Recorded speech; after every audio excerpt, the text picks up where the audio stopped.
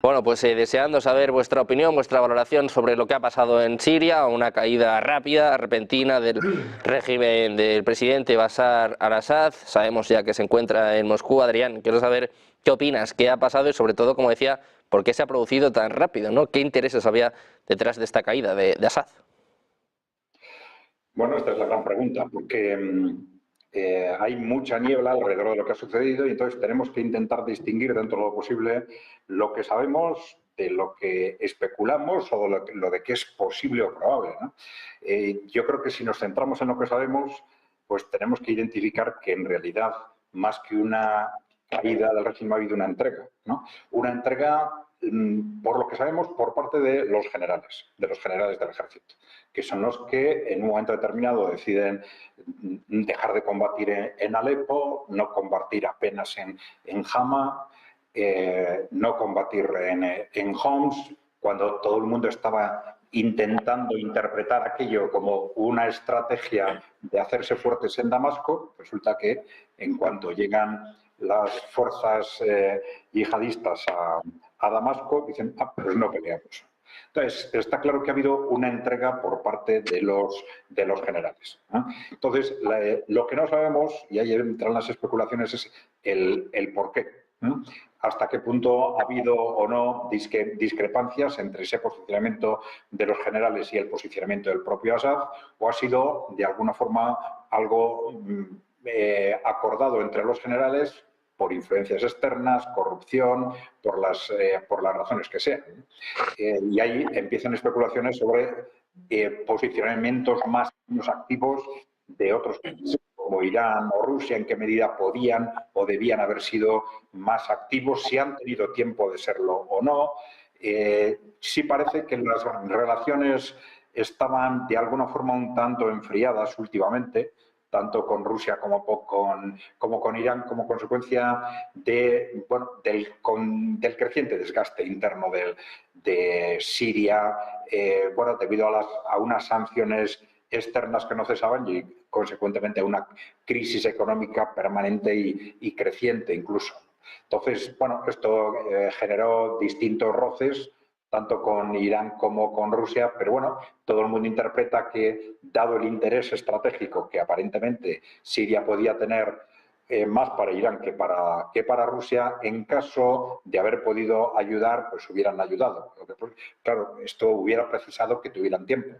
Y esta era la cuestión, esto era lo que se estaba interpretando en el último momento. Es decir, que de alguna forma la estrategia del gobierno de Assad era atrincherarse en Damasco para ganar tiempo, pues una semana, 2 semanas, mientras llegaban refuerzos de Irán, porque los de Rusia hubieran necesitado más tiempo, ¿no? Pero ya vimos enseguida que esto no era así. Es decir, cuando todo esto se decanta en cuestión de tan pocos días, es casi imposible que lleguen, aunque se habían movilizado ayudas de Hezbollah, que ya habían entrado en Siria, las ayudas desde Irán iban a tardar unos cuantos días más, ¿no? Entonces, está claro que, aunque por mucha voluntad política que hubiera habido, que no sabemos en qué medida la había o no por parte de Irán o por parte de Rusia, no hubo tiempo material para materializar esa ayuda. Entonces, hay algún elemento más que nos puede hacer sacar interpretaciones, por ejemplo, el hecho de que Assad se haya refugiado en Moscú parece indicar, por un lado, que no ha habido una ruptura total entre los posicionamientos de Assad y los de Rusia. Pero luego hemos visto este gesto que también está dando lugar a interpretaciones por parte de Vladimir Putin de aparentemente no querer aparecer con él. Es decir, no darle una bienvenida personal, es decir, de alguna forma cumplir con un compromiso de lealtad de darle asilo en Rusia, pero nada más.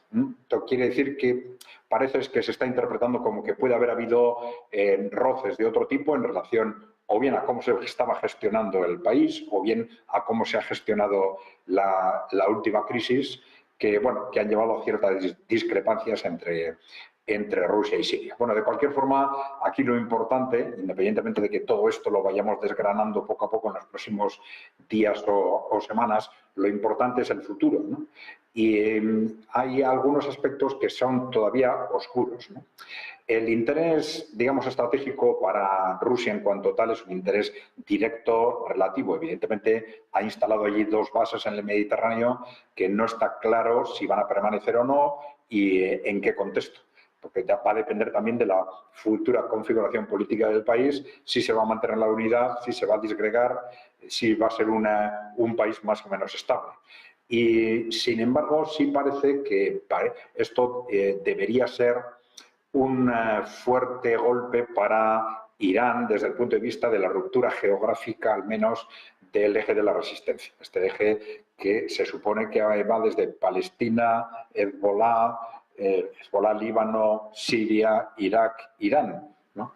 Y que se había constituido casi como el eje de la defensa de Palestina dentro del mundo musulmán, liderado por Irán, y que de alguna forma se corta con este cambio de gobierno en Irán. Pero incluso alrededor de esto parece que hay sensibilidades e interpretaciones distintas dentro del propio Irán, entre lo que se suele llamar gobiernos moderados o gobiernos duros, ¿no? El gobierno más duro, el anterior, tenía muy claro este concepto del eje de la resistencia. Es muy posible que el gobierno actual no lo vea tan claro o no lo considere tan necesario, ¿eh?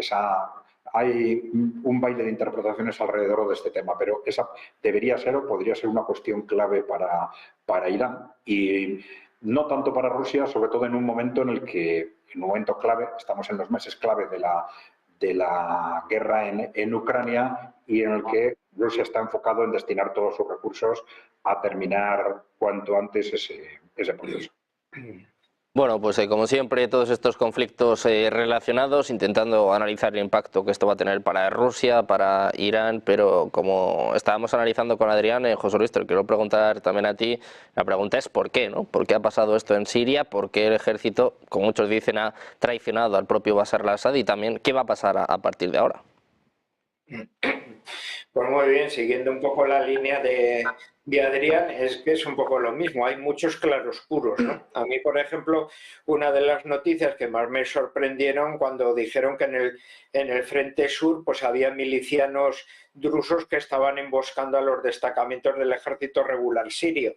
De decir, caramba, pues esto es algo que no cuadra cuando el basismo tradicionalmente siempre ha cogido fuerza de las minorías étnicas sirias, sean los alawíes gobernantes, pero con los cristianos y los drusos, ¿no? Formaban casi principalmente las 3 comunidades que mayoritariamente conformaban, bueno, ese elemento gobernante frente a un sunismo mayoritario, en el cual los hermanos musulmanes tenían esa gran presencia y son los que han ido alimentando, bueno, esa insurgencia de signo islamista, ¿no? Apoyado por Turquía. Así que, claro, a niveles de consecuencias, tenemos claramente 4 consecuencias por los países vecinos, ¿no? Irán tiene un gran retroceso. Si uno de los principales objetivos que se tenía era el que Irán perdiese fuerza, ese liderazgo que estaba increciendo en la región del Próximo Oriente, con el debilitamiento de Hezbollah, con el paso ahora a la sombra, que ya no sale ni en los medios de comunicación, de lo que está sucediendo en la Franja de Gaza, donde se prosigue, podemos decir, la eliminación de su población civil. Y luego ahora, con la eliminación, la desaparición del principal elemento que componía ese enlace con el Mediterráneo desde Irán a través de Irak, que era la República de Siria, que más ya que un país independiente, el basismo sirio casi se había convertido en un elemento protegido y satelizado por la República Islámica de Irán, pues ahora Irán vuelve a una zona de periferia y pierde, por tanto, aquella influencia directa que tenía en la región del Próximo Oriente. ¿A cambio de qué? A cambio del predominio de la República Turca, que ahora renace como una potencia de primer orden un poco en esa región.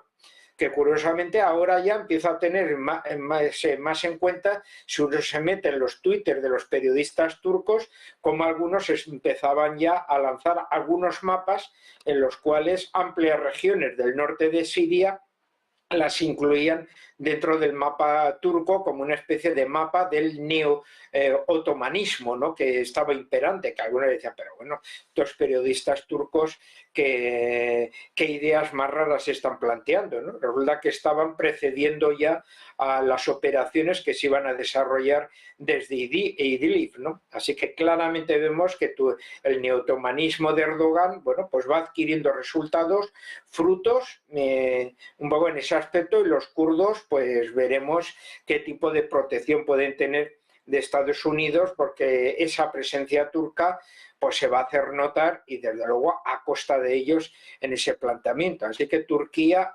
empieza a ejercer un papel relevante, que habría que preguntar a Arabia Saudí y a Egipto qué les parece eso, porque claramente son enemigos un poco en esta rivalidad suní que plantean, y sí que ha habido aquí, bueno, un pactismo, una entrega, porque ese desplome de las Fuerzas Armadas sirias claramente ha sido un entreguismo absoluto en ese aspecto, y habría que ver a consecuencia de qué. Especialmente porque también llama la atención que la zona de la costa mediterránea, la zona donde el régimen podía haberse hecho fuerte, con una mayoría poblacional alabí y cristiana que podía haberse aguantado con unas defensas geográficas de montaña bastante fuertes, y además una zona que no había sufrido la guerra, donde están situadas las bases militares rusas. Bueno, ayer mismo por la noche estaban llegando las milicias islamistas allí sin ningún tipo de resistencia, ni siquiera civil. Por tanto, se visualizaba la entrega absoluta a la cual se había desarrollado. Y uno de los grandes interrogantes es, bueno, ¿qué va a suceder con las bases que tienen los rusos en el Mediterráneo, las únicas que tiene en ese ámbito, ¿no? Si van a ser sacrificadas y va a buscar una nueva instalación en Sudán o en Argelia, que dudo mucho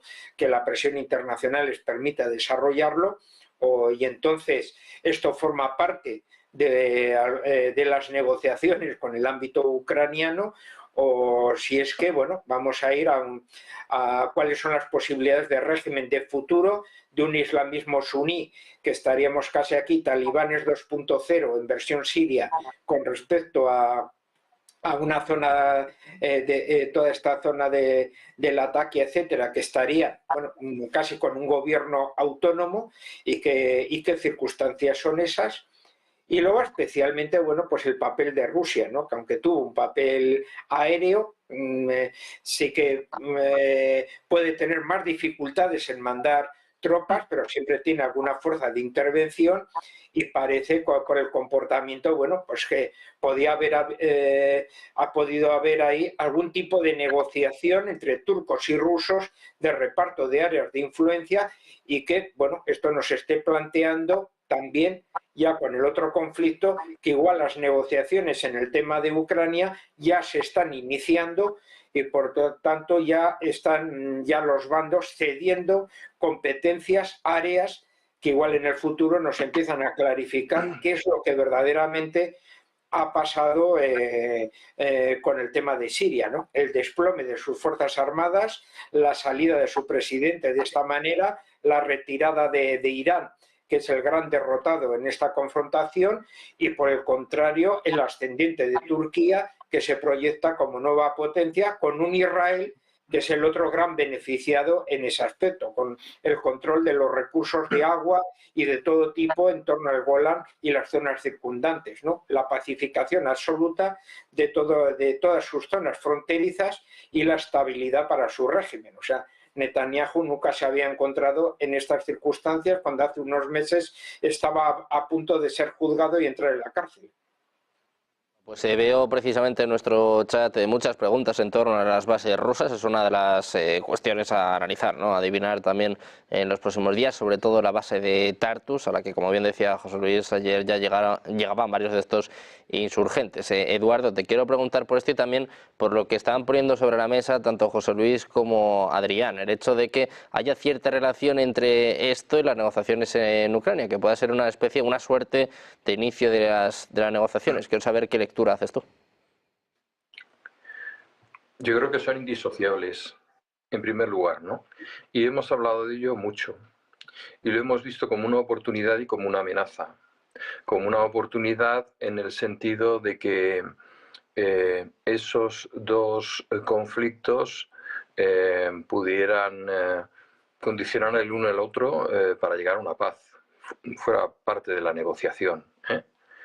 Tú me das paz en Ucrania, Estados Unidos, y yo dejo que tú y tu aliado tengáis una posición más cómoda en Oriente Próximo. Bueno, esa era la interpretación positiva de esa contaminación de un conflicto por el otro.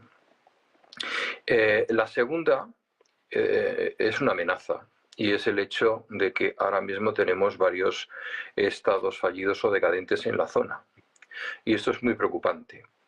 Se dan datos muy paradójicos. El primero de ellos, yo lo señalaría, es que tanto Estados Unidos como Rusia tienen bases militares en Siria.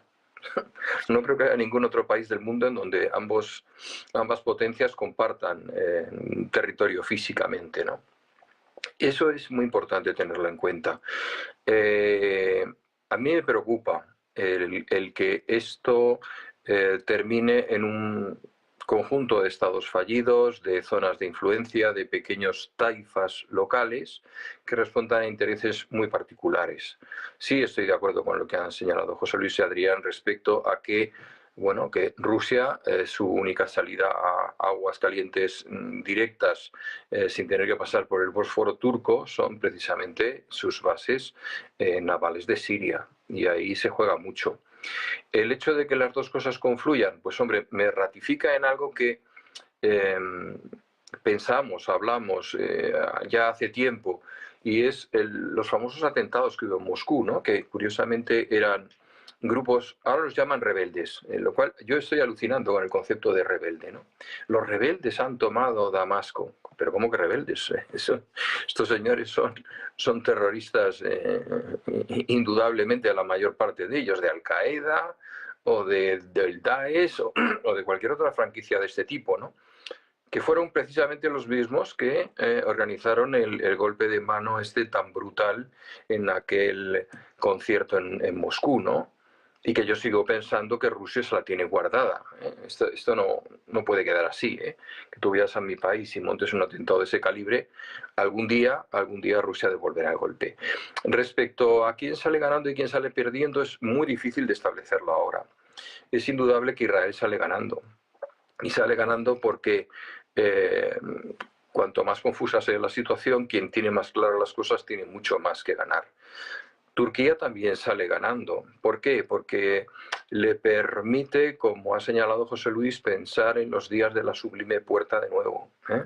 Siempre hemos dicho que el perfil de Erdogan no es el de Mustafa Kemal Atatürk, ni mucho menos, laicista, occidental. De hecho, es de los pocos países islámicos donde se utiliza el alfabeto latino. Ya veremos cuánto tiempo dura esto, ¿no? Bien, y puede quitarse de en medio pues un montón de problemas. Por ejemplo, mano libre con los kurdos, ese pueblo extraordinariamente sufrido, pues queda.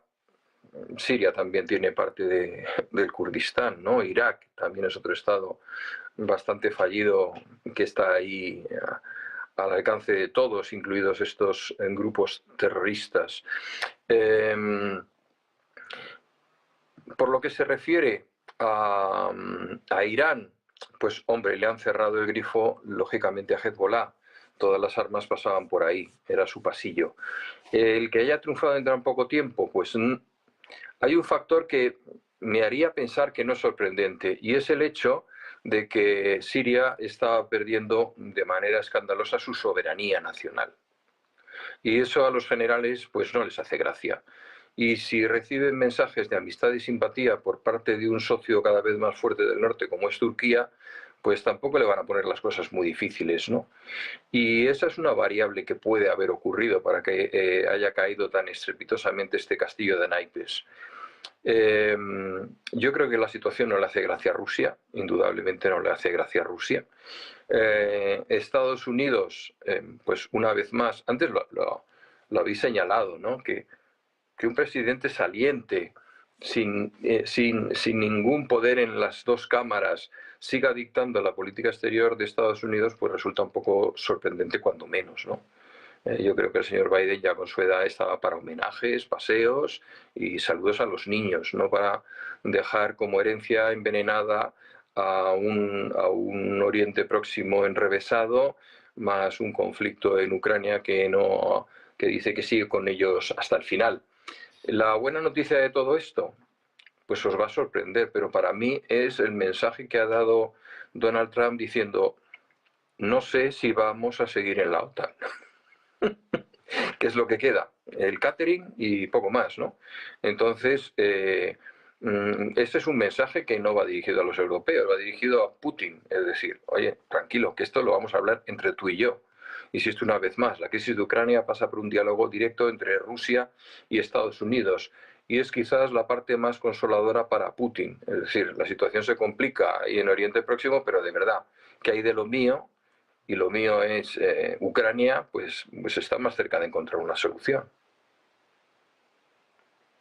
Pendientes de la solución en Ucrania, enseguida miramos a estas palabras de Donald Trump, hablando de que puede salir de la OTAN, hablando también de que quiere una paz ya. Decía que Ucrania y Zelensky querían, bueno, pues una solución rápida a este conflicto. Un Zelensky que, por cierto, decía también en las últimas horas que iba a llamar a Biden y no a Trump para pedir una invitación a la OTAN. Así que pues tampoco parece estar muy por la labor de negociar. Adrián, te quiero preguntar por la situación en Oriente Medio y sobre todo una de las lecturas que hacía ahora el propio Eduardo.